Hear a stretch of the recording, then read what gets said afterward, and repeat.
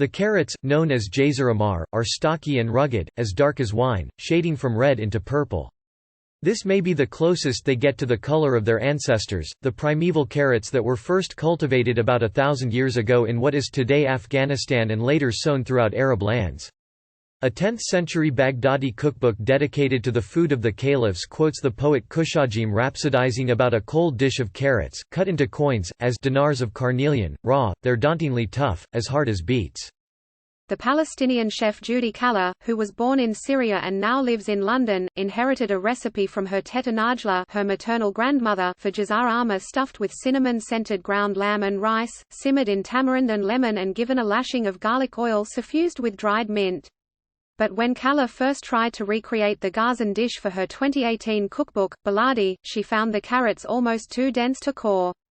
In the book, she cautions, this is going to take a while. Her mother revealed the secret. Teta Najla would take the enormous red carrots to a local electrician and ask him to hollow them out with a power drill. This is not an ancient technique. But the dish that winds up on the table, whether made by Palestinian cooks in Gaza, the West Bank, Israel, Jordan, Syria, Lebanon or, like Kalla, in the West, is still true to its roots, bracingly sour and sweet. If cooking is in part an act of preservation, a way to sustain cultural identity across time and distance, it is also an art of resilience, demanding the ability to adapt. The very endurance of the dish may be counted as a victory. 6 years ago, Vivian Sansor, a native of Beit Yala, a small town next to Bethlehem in the West Bank, feared that the indigenous jazar ahmar her mother had always stuffed were disappearing. She could no longer find them at markets and was repeatedly told that they were unavailable, until one day a vegetable peddler showed her a stash hidden under a tablecloth, promised to other buyers. She persuaded him to sell her 2 carrots, took them home, put them in the ground, waited for them to flower and harvested their seeds, among the first in an archive for the future, a project she calls the Palestine Heirloom Seed Library. These days, Sansur travels the West Bank with a street cart-size wooden kitchen that she sets up in the middle of villages, where she hosts meals and gathers stories of vanishing ingredients, strains of wheat like Kaf al-Rahman, the palm of the merciful, or Abu Samra, the dark and handsome one, which yields a bread as rich as cake, drought-resistant watermelons from Jenin in the West Bank, in whose fields people took refuge during the Six-Day War of 1967, and distant cousins to the watermelons of Gaza that are roasted unripe over open flames, in a communal process that can take more than half the day, according to Layla El Haddad and Maggie Schmidt's 2013 cookbook The Gaza Kitchen, and mashed to make fatted ajir, a salad strewn with scraps of kursa, unleavened bread baked in the fire's embers. Palestinian food is still rare in the West, at least under that name. Often it's subsumed under the oversimplified label of Middle Eastern, a broad sweep from North Africa to Central Asia, or the more euphemistic Mediterranean, invoking the familiarity and safety of Italy and Spain to deflect from negative Western stereotypes of Arabs. Certainly it has kinship with other culinary traditions of the Levant, with meals built of dishes meant to share, at tables set with bright salads of just harvested vegetables and kubs flatbread baked that morning, alongside bowls of cooling yogurt, olive oil and za'atar, a wild herb that is ground with sesame seeds and sumac in a blend that's deeply floral and sour. But the particular contours of the cuisine come from the natural bounty of the land between the Jordan River and the eastern edge of the Mediterranean Sea, today designated as Israel, Gaza and the West Bank. Therein lies the difficulty. Before Kalla's first cookbook, Palestine on a Plate, was published in 2016, prospective editors were worried that the title might be taken as a provocation, by asserting Palestine as a literal place. The Gaza Kitchen and Christiane Dabdeb Nasser's 2001 Classic Palestinian Cuisine were early outliers, issued by small presses dedicated to international issues. There are those for whom the word Palestinian is already a stance, as if simply pronouncing it constitutes an attack on Israel's right to exist. Some insist that, historically, there was no Palestinian culture distinct from that of their fellow Arabs in the region, since Palestine was for centuries part of Greater Syria, under the yoke of the Ottoman Empire, a largely academic argument that fails to answer the question of what, then, to call the people who lived in the territory before 1948. They are not merely Arab any more than the French are merely European. In any case, if they did not have a fully formed identity under the Ottomans, they certainly do now, defined in part by the land they have lost. Kala persisted with her book, and since the publication of Palestine on a Plate, each year has seen a new addition to the Palestinian culinary canon. Reem Kassis The Palestinian Table in 2017, Kala's Baladi in 2018, last year's Zaitone, by the British writer and human rights activist Yasmin Khan, and this spring's forthcoming Falastin, by the Jerusalem-born, London-based chef and restaurateur Sami Tamimi and Tara Wigley. Still, for each, the problem remains, how to speak of the cuisine, given the political context? Alongside recipes, must there be testimony to the daily tolls of life under Israel's occupation of the West Bank and its blockade of Gaza, the bulldozing of Palestinian homes and the uprooting of hundreds of thousands of local olive trees over the past half-century? Should there also be an acknowledgement of the rockets lobbed into Israeli territory by Palestinian militants, or the rallying cry of Hamas, the party that controls Gaza, for a free Palestine from the river to the sea, tacitly wiping out the country that lies between, or the rise of anti-Semitism in the Islamic world, or any of the countless accusations and defenses that can make a case for suffering on both sides? In the end, these are cookbooks, intended to be a celebration, of a rich and storied cuisine whose history extends much further than the past 7 decades. Some of the writers use their pages to chronicle the current Palestinian plight while others focus on the food and pass over the conflict in silence. Both approaches have been criticized. But if to say Palestinian is in itself a political act, then each author is, in effect, an advocate. And all are united in the hope of making readers see Palestinians as ordinary human beings with needs and wants, as El Haddad says, as a people like other peoples, whose name can be spoken. In a 1986 interview, the Palestinian-American literary critic Edward Said recounted a conversation with a friend over a breakfast of yogurt cheese strewn with za'atar. It was a breakfast that, said Mused, existed all over the Arab world. Without the anchor of a name and a place on a map, what are the markers of Palestinian identity? To eat za'atar is to remember the land from which the herb was historically gathered. So, too, with spiky akub, a tumbleweed as tender as artichoke inside its armored buds, and iron-rich loof, the leaves of the black calla lily, which are toxic when raw and must be carefully cooked. Around 1.9 million Palestinians live within the borders of Israel, 2.8 million in the West Bank and 1.8 million in the breathlessly crowded 140 square miles of the Gaza Strip. 6 million, nearly half the total population, make up the diaspora. They are a people who have no country to call their own, like the Basques in Spain, the Rohingya in Myanmar, the Roma in Eastern Europe and, for millenniums, the Jews. But while a country is demarcated by official borders and governing laws, neither is prerequisite to a nation. What binds a people is a collective repository of memories and a consensual commitment to a way of life, a commitment that is not only sustained when they are sundered from their ancestral lands but arguably grows all the stronger for it. Declaring allegiance to a nation need not be intrinsically political, then, or even a conscious choice. In keeping with the British social psychologist Michael Billig's notion of banal nationalism, that nationhood is most powerfully reinforced not through grand gestures but the small, mundane repetitions that slip under the surface of conscious life, it might be as simple as the prosaic affirmation of beginning the day with a bowl of tahini drizzled with grape molasses, at once earthy and sweet, of aunties arguing over how much cinnamon to put in the rice. This is how a nation survives, in its most taken-for-granted details. From the privileged vantage of the West, the true culinary revolution of our time is a return to the particular. Globalization has brought wider access to foods from around the world, but it has also homogenized and elided them. Where Western cuisines were always granted minute distinctions, Tuscan versus Piedmontese, say, or the 1,000 gradations within American barbecue, foreign cuisines were perceived as monoliths. Only in recent years has the once counter-cultural and now mainstream concern over where our food comes from gone beyond the simple trajectory of farm to table to a deeper sense of terroir, encompassing the history of both the land and the people who live on it. This helps explain why Palestinian food is starting to find an audience in the West, in cookbooks and at restaurants like Canoon in Manhattan, Beit Rima in San Francisco and Reams California in Oakland, all opened in the past few years.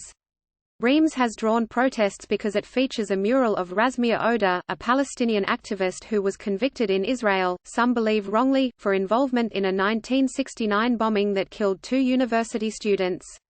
For while Palestinian cuisine may be generally very much like Lebanese and Syrian cuisine, in Said's words, specific ingredients and culinary techniques shift with each microclimate, from the verdant Galilee in the north to the rolling hills of the West Bank to Gaza's arid coastal plain, where chilies come pounded raw with tomatoes and dill in dagger, a hot, bright salad, or are left to ripen and then crushed and fermented to make shatar, a condiment of forthright flame. A recipe might be known in one area and totally unknown in another, said the artist and chef Myrna Bamia, who grew up in East Jerusalem and Ramallah and now travels around the West Bank and Israel, meeting with the oldest generation of Palestinians, those born before 1948, and documenting oral cooking traditions, which she later recreates in elaborate meals open to the public, under the aegis of the Palestine Hosting Society. One meal in 2018 offered kofta meatballs of minced fish, a reminder of the bounty of Gazan waters before Israel limited fishing to as little as 3 nautical miles from shore. Last year, the zone was extended to 15 nautical miles, then repeatedly reduced and restored in response to demonstrations. Cassis has written about the comic frustration of trying to coax precise measurements out of home cooks who've only ever worked by feel. I cannot tell people to add flour until it's soft like your earlobe. There is an urgency to these recent cookbooks to tell the full story of Palestinian food lest it disappear. From its most famous dishes, musakan, chicken rubbed with sumac, roasted among gilded onions and served, in a spill of spice and juices, over flatbread from the taboon clay oven, and makluba, scented rice layered with meat and vegetables and flipped over on a plate in a great shaggy mound, to ones more difficult to replicate outside of the region, requiring ingredients like kish, hand-cut wheat soaked in yogurt, left to ferment, then shaped into rough orbs and dried for weeks in the sun. Some of the threats to Palestinian cuisine also apply to other indigenous populations around the world. Modernity is championed over traditions dismissed as primitive, hybridized seeds displace heirlooms. When the Utah-born artist and chef Amani Ahmad visits her family's village in the West Bank, she milks goats alongside a neighbor who is one of the last in the community to make her own goat cheese. Meanwhile, the popularity of a local Chinese restaurant delivery service has prompted Ahmad's aunt to add spring rolls to the catering menu she offers during Ramadan. This is enterprising and adaptive. Still, Ahmad expresses concern about all that might be lost in the embrace of the new. But the most dire and immediate threats are political in dimension. A 2019 United Nations report on conditions in the occupied territories described ongoing loss or depletion and endangerment of natural resources under Israeli control, with land seizures, the over-extraction of Gaza's coastal aquifer and 85% of Gaza's fishing waters placed off limits. Palestinian farmers have been separated from their fields by barrier walls, the flow of water is restricted and Palestinians are currently forbidden to dig or restore wells without a permit, which is hard to obtain. Exporting food products is tricky, making it difficult to earn a livelihood from agriculture, which once made up a third of Palestinian gross domestic product but by 2018 had sunk to less than 3%. Laws against foraging, purportedly intended to protect the environment, have made it a crime to pick a koob, meramier sage, and za'atar. Power cuts in the West Bank and especially Gaza cause spoilage. And travel between Gaza and the West Bank is practically impossible, fragmenting the population and disrupting the oral traditions that keep the culture alive. To Sansor, the problem goes beyond daily hardship to the metaphysical. Israel is always stealing our time. Palestinians wait for hours at security checkpoints. When they travel internationally, those without Israeli papers have to fly out of Jordan, which requires more hours waiting at a border crossing. The slow labor of cooking becomes a way of reclaiming time, of letting herself imagine an abundance of it. To a number of Palestinians, there is another threat, one that is subtler and more abstract but no less potent. Like the controversy invoked by saying Palestinian, it centers on the problem of a name, Israeli cuisine, which in the West has come to signify the likes of hummus, falafel, labne, tabbouleh and shawarma, dishes long part of Arab tradition. In its most basic definition, Israeli cuisine is simply what the people of Israel eat, brought to the newly founded country in the mid-century by Ashkenazi Jews from Central and Eastern Europe and Sephardic and Mizrahi Jews from Southern Europe, North Africa and the Middle East. This might include everything from cheese blintzes and goulash to cakes of almonds and whole oranges, boiled and pulped, from a recipe that's 6 centuries old. But as the British cookbook writer Claudia Roden notes in Trevor Graham's 2012 documentary Make Hummus Not War, many Jewish migrants wanted to forget their old food because it reminded them of persecution. In the food of their Palestinian neighbors, they found a connection to the land and their ancestors. It's worth noting that the term Israeli cuisine is of fairly recent vintage and appears to have more currency outside Israel. The American chef Ari Miller, of Musi in Philadelphia, spent a decade living in Tel Aviv and said that he never heard it until he returned to the United States in 2013. The Israeli journalist Ronit Verd, who writes for the newspaper Haaretz, suggested that because the country is so young, we don't know yet what is Israeli and what is just part of the region's diet, but there is a willful refusal by some Israelis, she said, to acknowledge Arab influences. At issue is not the right of Israelis to eat hummus and falafel. I have never said, don't cook this food, said Naf Atamna Ismail, a molecular biologist and the first Arab Israeli and Palestinian to win Israel's reality TV competition Master Chef, in 2014. For her, the problem is a denial of origins, as if these dishes were wholly unique to Israel. I am asking for modesty. Ahmad goes further, saying that it's psychologically dissociative for Israelis to embrace the daily food of a people whose name is rarely spoken within the country, it's taking what you want and rejecting the rest. In 2015, the Israeli Ministry of Foreign Affairs began flying in renowned chefs from around the world to attend the annual Round Tables by American Express Culinary Festival, as an opportunity for them to explore local cuisine while also sharing their own, a campaign that Ahmad calls culinary whitewashing, promoting the pleasures of food to distract from the grim consequences of the government's policies in the West Bank and Gaza. Food may be the most effective form of propaganda. It humanizes. When we dine with strangers, we learn something of who they are. The fear for Palestinians is that as dishes labeled Israeli grow increasingly popular in the West, their Palestinian counterparts, and, by extension, Palestinians themselves, sink out of view. They are rendered invisible. Consider maftool, often called Palestinian couscous, although it's molded not with semolina but bulgur, from hard winter wheat berries that have been boiled until on the verge of bursting, then sun-dried and cracked. The broken pieces are soaked in water and coated in wheat flour, a process done entirely by hand, pinch by pinch, turning them into tiny orbs.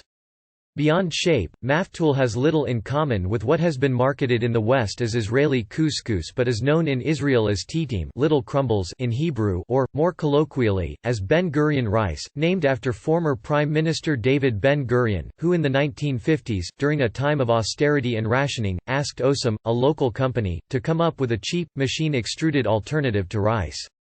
It's perhaps inevitable that a factory product, easy to replicate, would gain ascendance in the world over a handmade one, but for Palestinians, it can feel like erasure just the same. In 2015, Atamna Ismail started the Sham Festival in Haifa, Israel, to highlight Arab food. Sham is the Arabic name for the Levant, and to pair up Arab Israeli, Muslim and Christian, Palestinian and those with roots in other lands, and Jewish Israeli chefs to cook traditional dishes.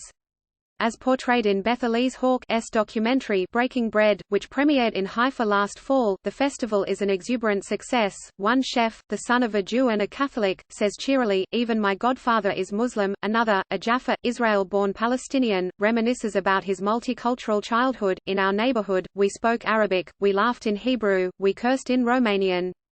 Still, there are hints of discord. A Palestinian chef and his Jewish wife explain that when their son joined the Israeli military, they asked him to take a naval post so he wouldn't wind up in the West Bank. They didn't want any aunts to bring him food from the wrong side of the barrier.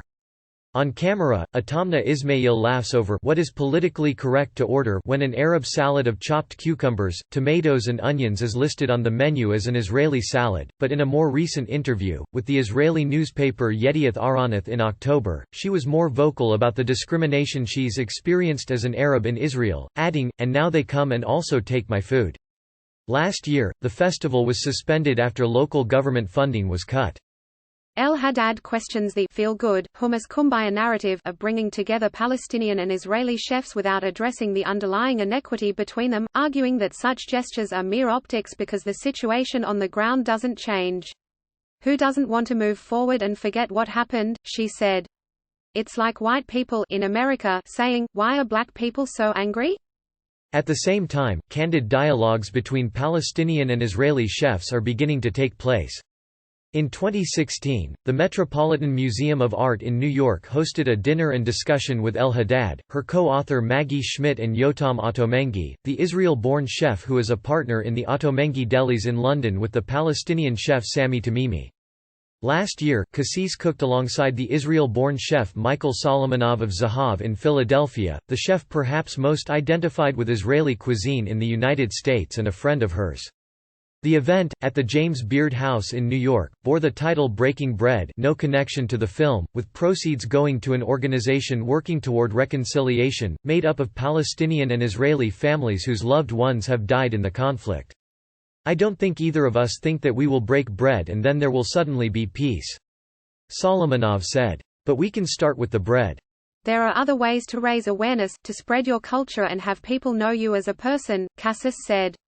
I want our recipes and our stories to speak for themselves.